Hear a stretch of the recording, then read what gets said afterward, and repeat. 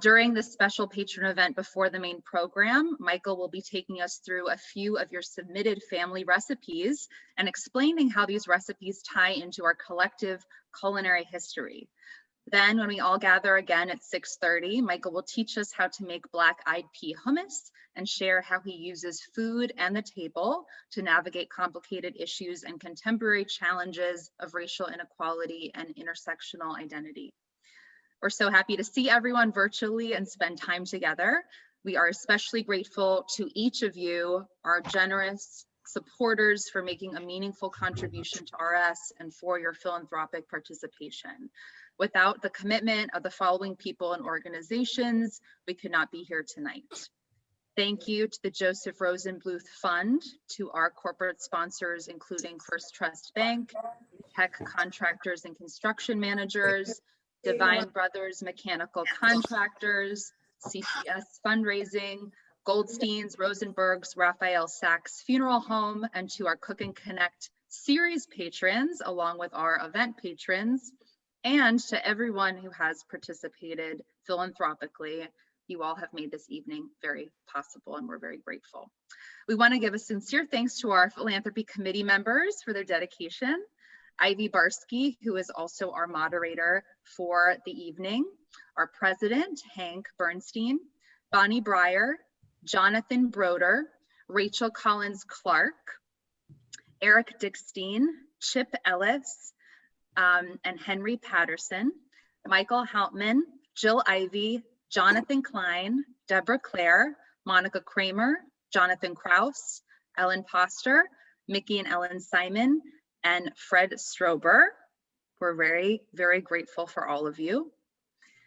We also would like to sincerely thank Rabbi Maderer, along with Rabbi Friedman and Cantor Glassman, our rabbis emeriti, Fuchs and Kuhn, our executive director, Jeff Katz, Dina Horowitz, Alyssa Geller, Marcia Biggs, and more, who have been working behind the scenes. You all should have received your virtual program via email, and if you want to locate it during this patron program, a link is in the chat box for you, so just go ahead and click on that. Also, we have put a link to Michael's book, The Cooking Gene, in the chat box, if anyone feels moved to purchase it after the program. Thank you all so much to everyone who has submitted recipes to us. We're excited this evening to explore 3 from Kara Schneider, John Broder, and Fran Martin. At the end of the evening, we'll send everyone home with copies of the recipes, including an additional one from Ellen Simon. You can also find them in the chat box during the program. A few last-minute housekeeping notes before we begin. Please remember to stay muted throughout the program and submit any questions into the chat box. This conversation is short, only about a half an hour. It will end around 6, and then we'll have a 30-minute break before the main program begins at 6:30. I now want to take the opportunity to turn it over to our moderator and fellow beloved congregant, Ivy Barsky. Ivy is a seasoned nonprofit professional with a passion for arts and culture and an appetite for making a dent in the universe. She was previously the CEO and director of the National Museum of American Jewish History in Philadelphia, and currently has her own independent consultancy helping nonprofit organizations realize their mission and visions. Thank you for being here, Ivy. Thank you, Serena, and to everyone for attending. I'm really pleased to be here and honored to be having this conversation this evening. Michael Twitty, our guest, is an openly gay, African-American, Jewish writer, culinary historian, and educator. He's the author of The Cooking Gene, published by the Amistad imprint of HarperCollins, which won the 2018 James Beard Foundation Book Award. The book was also a finalist for the Kirkus Prize in Nonfiction, the Art of Eating Prize, and a Barnes & Noble New Discoveries finalist in fiction. Please join me in welcoming Michael warmly to our virtual Road of Shalom as he explores the 3 family recipes sent in by Kara Schneider, John Broder, and Fran Martin. Thank you, Michael, and welcome. Hi, everyone. I'm glad everyone's here. Nice to be here. I want to first say thank you for having me and for inviting me to the community. We have a lot of stuff going on in the world, so it's a nice break from that, I hope. Me being Washingtonian, I certainly know. Having said that, I want to dive into our 3 recipes. Number one, I would like to talk about how American they are. Let's talk about Bubby's Blitz Souffle. Nothing could be more American than these 3 recipes. They're very American Jewish, and that's okay. That's important. And what makes it important is that we tend to sort of use the unfortunate term authentic. Authenticity has nothing to do with cooking. That's because recipes are not fixed cultural artifacts. They change from day to day. They change from moment to moment. Even the recipe I'm going to do tonight for black-eyed pea hummus for the next section of our program is not going to stay the same as it is on paper, so forget it. So let's talk about the Blitz souffle. So what's interesting about the question here we have before us is, what is Jewish food? Jewish food is not, it's a blend of what we find in relationship to halakha, Jewish law, and Jewish custom, blended with where the Jewish people have gone across the planet. And that means that foods are going to change. It's not the form of the food or even the ingredients that is Jewish, it's the meaning. And that is a really critical thing. Jewish food is made by meaning, not necessarily the substance of things. So the Blitz recipe is obviously Ashkenazi. It obviously includes a lot of things that are pretty much not things that would not be found in Eastern Europe. For example, OJ, there was no orange juice in Eastern Europe for hundreds of years. But that's very American because I can tell we're off the bat that the culinary history behind this recipe is very much 1940s, 1950s, 1960s America. Remember, concentrated frozen orange juice and oranges weren't a thing until long after refrigerated trains became an important means of obtaining food. We forget how much American food changed between the early 20th century and the mid 20th century thanks to the refrigerated food train. Of course, there's cream cheese and cottage cheese and little vanilla. Vanilla may or may not have been found in some of the poorer homes in Eastern Europe, but definitely the wealthier.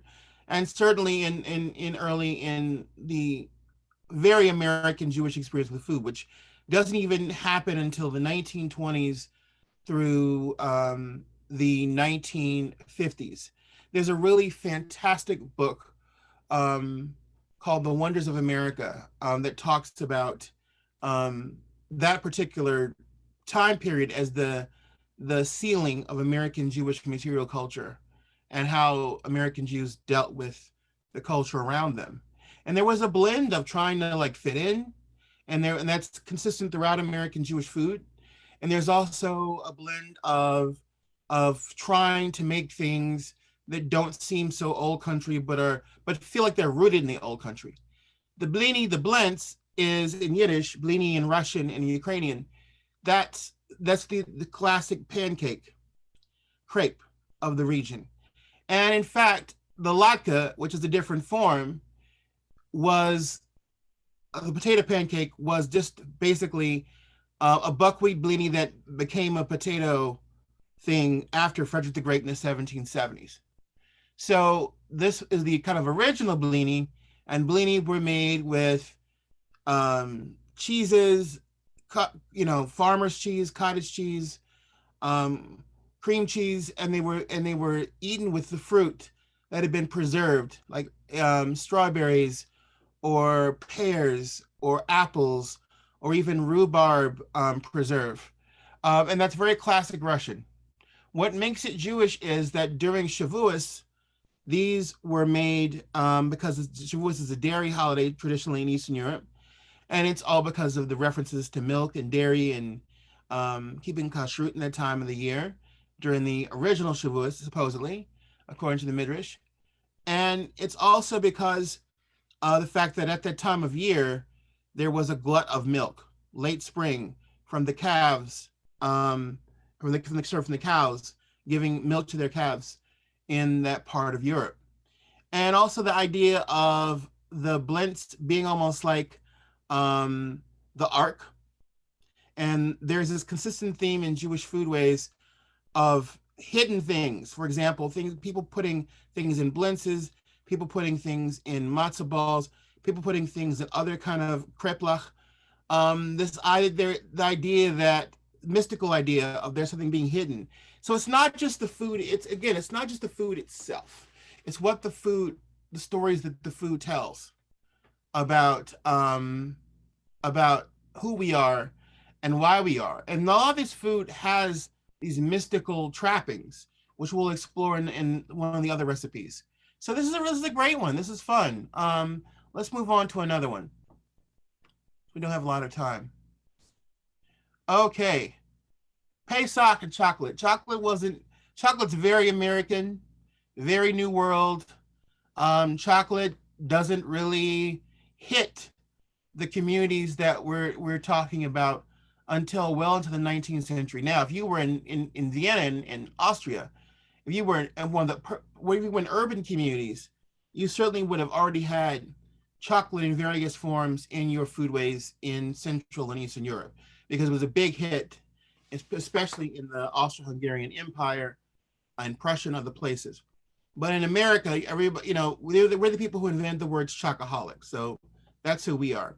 And there's also this pressure. It's one of our number one foods that signify that kids are welcome. And as you well know, a lot of the Jewish holidays, we have this thing where we are desperately trying to make them palatable to our youth. So in many ways, this Passover chocolate roll is symbolic of that. I also want to talk about sugar. It's really interesting phenomena in our contemporary American food culture to identify the need for sweetness with immaturity of the palate, etc. But this is really critical. Sugar beets were a very important economic product of Eastern Europe for the rest of Europe. The sugar bowl of Europe was partly based on the sugar beet in the 19th and early 20th centuries.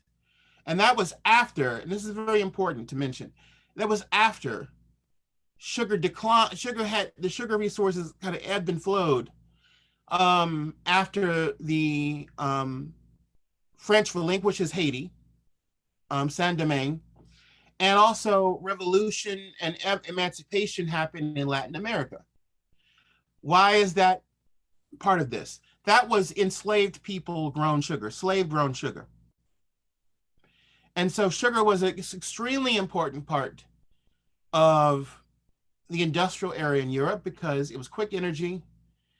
It got cheaper and cheaper and cheaper from the 18th century when it was expensive to have sugar. And everybody had it, but especially in 18th century Eastern Europe, sugar was one of the foods that defined the presence of Hasidic Europe.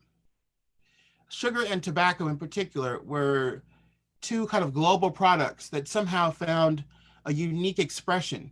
So this kind of almost like an explosion of not only Jewish desserts, but also using sugar in things like gefilte fish. Some of you, may come from mixed marriages, pepper gefilte fish and sweet gefilte fish going back generations. And that's because that gefilte fish line was literally the line between people who were holding on to Litvakish, Lithuanian style Judaism and the Galicianer, Polish, Hasidic Judaism, which looked for little pleasures in daily life to suggest holy sparks, to suggest that life didn't suck as much as people thought it was. There were these little pockets of godly given pleasure that could pair with the ecstatic worship. 1/3 of all Ashkenazi Jews at one point were affiliated with the Hasidic court.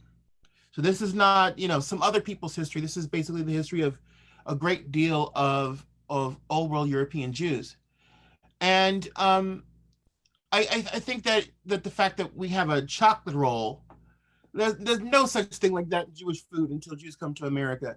And after 2 or 3 generations go through, this is the foodways of the grandchildren who will become the great grandparents.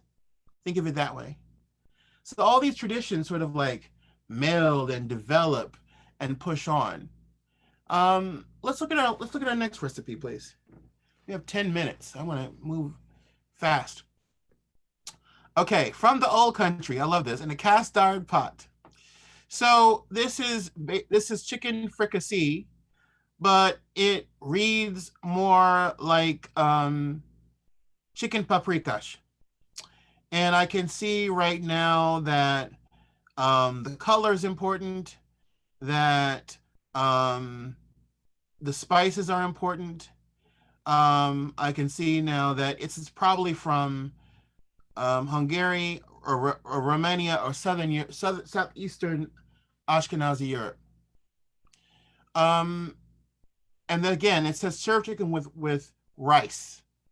That was the other part of it. This was the only part of Europe where Eastern Europe, probably, Ukraine as well. But I'm going to go ahead and say an area influenced by the Ottomans.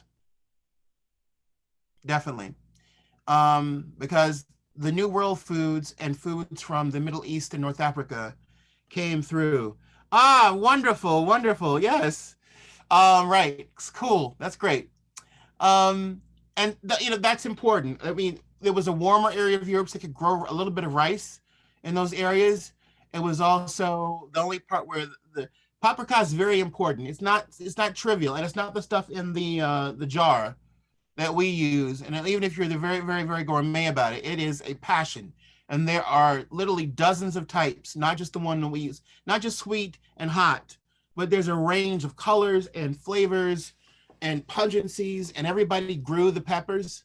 It was one of the few parts of Ashkenazi Europe where the chili pepper, which paprika is, there's several varieties going from sweet to hot. They pretty much look the same, but I mean, hundreds of chili peppers growing in that region, ultimately owing back to the Central Valley of Mexico. So again, all these recipes are influenced by this kind of global exchange of foods and ideas. But the chicken is very interesting because the chicken has a weird sort of entry into Jewish food. We can't imagine Jewish food without chicken. A couple years ago, there was an awful person whose name I can't remember, and that's probably a blessing. And he had a cult. And one of his things was that he didn't want his members to eat chicken because he said chicken wasn't kosher. Because it's not in the Torah. They did the same thing with turkey, by the way.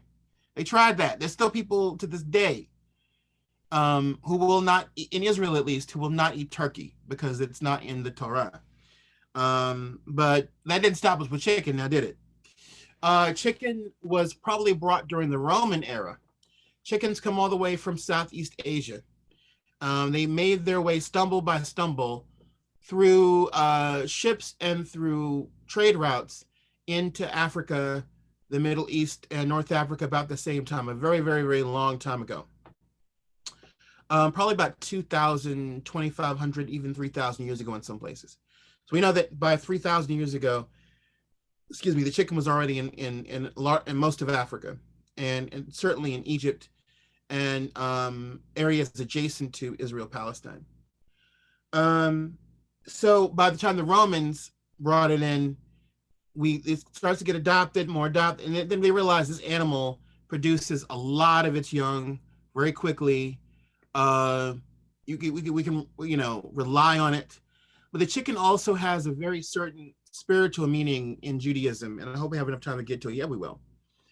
And that is that the chicken was one of the, if you ever come from a household where pot roast or brisket, chicken soup and boiled chicken and gefilte fish were eaten every holiday or every Shabbat, or or any other other Yom Tovs.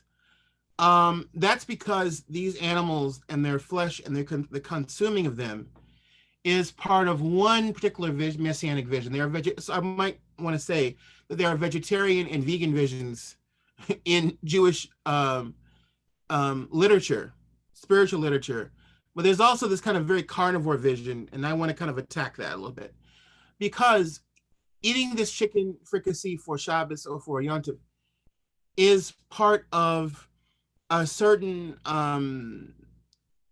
messianic Kabbalistic vision of how the Olam Haba will be. So I love this story, this midrash. It's like the idea that when we're all in Gan Eden, we're all in Olam Haba, the world to come, celebrating the flipping of the universe in terms of, and there's no more of the Sturm und Drang on Earth. We're all in Olam Haba. There's this amazing dinner that's going to be served. Follow me. I'm hoping for the best, but this is what I've been told. There's a sukkah made out of the skin of the Leviathan. The Leviathan is the Leviathan, basically the big fish, in my opinion, that swallowed Jonah.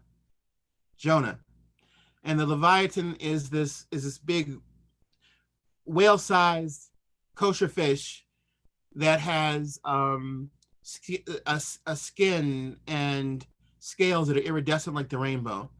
And it is the reason why we have gefilte fish on the table. Because eating that little bit of fish, and the fish is also symbolic of the Jews, because the Torah is like our water. We cannot live without the Torah, like the fish cannot live without water. There's a certain, again, the idea of being hidden. The holiness is hidden in the water. You don't see fish, but they're there. But that holiness is hidden behind this mystical veil, this mystical wall. And then the behemoth is this huge, humongous beast. Sometimes in the Middle Ages, they're depicted as a cow. And so therefore, the beef, the brisket, the pot roast, whatever people had, especially when it comes more towards this, because fresh meat was not common in the medieval and Renaissance times. It was a very rare delicacy. That's why it was specifically for one holiday or one Shabbos a year. But now people, in America, you had a whole beef industry, so you ate it more than you would have had it back home. And then chickens were the most common meat, along with geese, and then later on turkeys. And the chicken is the ziz. The ziz is the bird that will be served, the giant chicken that will be served in Olam Haba, for the eternal Shabbos. And by the way, the music will be provided by Moshe Rabbeinu and Miriam and David Hamelech. They'll make an incredible band. And that's why those foods are often in many forms served on holidays for those of us who consume meat, because they're the way of Jewish women to express, not only through benching lick, through blessing the candles, through making challah, through taking challah, to express their vision of holiness in the world to come. And that kind of says it all right there. Last note before we shift, because I don't think they'll have enough time to go through anything else at the moment. But thank you for sharing these 3 recipes. They're wonderful. But they also speak to the fact that the recipes that we have and the foods that we have belong to us in a sort of an ancestral way. There's a really beautiful story, and it's told as a joke, but I think it's a really wise narrative. And it's a story of why the brisket was cut. I know you know this. It's parallel to the urban legend in Judaism of why the fellow dips down when he's carrying the Torah through the synagogue. It's the same answer. And basically this girl, the granddaughter, is asking the mom, why do we cut the brisket in half when we make it? And the mom is certain it's some kind of amazing technique and always comes out great. And then granddaughter asked grandmother, she says, why do you cut it? And she says, because the original pan, it wouldn't fit, so I had to cut it. So keep it simple, simple. But in these recipes, there's these layers, and we have to appreciate that. There's this tendency in Jewish culture, we everything has to be ancient. It's not, you know. Shalom Aleichem sounds beautifully ancient. It's totally not. It's 20th century, and that's okay. And that's okay because we have to remember that it's our job to invest our recipes, our songs, our prayers, our practice, our secular Judaism, everything that we have with the moment of now, with what is important to us now. What is, we only have, most human beings, regardless of the long-term flow of Judaism or any other tradition, have 3 generations. That's it. Our memory only goes 3 generations. In my family, a little bit longer, but when you look at the flow of humanity, it's not that long at all. So you have only a short amount of time to make an incredible impact. And with God's help, that halved brisket will last a couple 16 generations, and so will the story. So I look forward to seeing you all later. I'm so glad that you were here. And I wish we could go on, because, I can go real deep on you and talk you to death, but that was not included. Thank God for the funeral home being one of the sponsors, but that's not going to happen today. Thank you, Lord. So I will see y'all in a little bit. Thank you. Thank you. Thank you, Michael. Thank you all. Let's take a break. We'll reconvene at 6:30. Grab a snack and a cocktail, and we'll see you back here. Thank you so much. What a great beginning. Thanks, Yes. Michael. Thank you so much, Michael, and thank you to Ivy and everyone who participated. I'm hungry now. We'll be emailing everyone these recipes post the program. And like Ivy said, take a little break. We'll be back at 6:30. This is a really important thing to note, which is that our 6:30 program is not this same Zoom link. So the additional new link will be found in your virtual PDF, but also we're going to put that Zoom link in the chat. Again, don't go back to this link, there'll be a new one. All right, thank you so much, everyone. So grateful to have you, and we'll see you back soon.